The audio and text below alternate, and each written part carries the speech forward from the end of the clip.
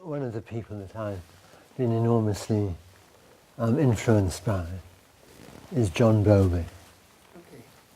And the interesting thing about John Bowlby is it's a pity. He got this idea that therapy and what we were doing needed to be scientific. Okay. So he did all his work trying to prove he was a scientist. And that's an interesting kind of future to get engaged in order to be scientific. But what he didn't do was write about his therapeutic work, which was inspirational. And I was one of the lucky people, because I had him as my supervisor for 7 years.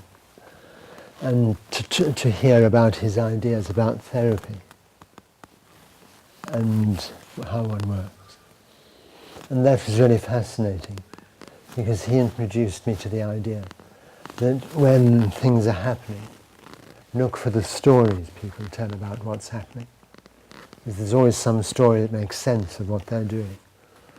That's something that the systemic world has come to later. But Bowlby in the late 60s was talking about that.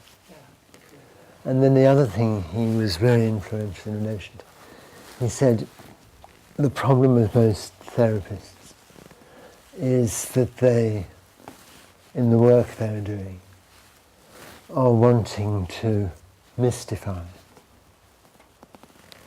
to get a position of power over people. Yeah. He said, everything is very simple. Like he said, the psychoanalysts, they talk about the transference. And have you noticed they put on a particular tone of voice when they use the word? So they create some mysterious thing. He said, transference is very simple.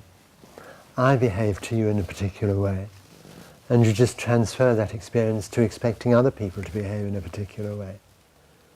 So there's no mystery about it. It's a simple question of expectation. Yes.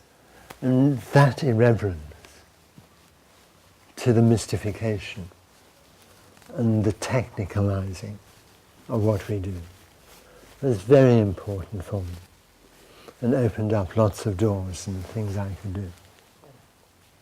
So Bowlby is a kind of big one, and really fascinating how he used to supervise.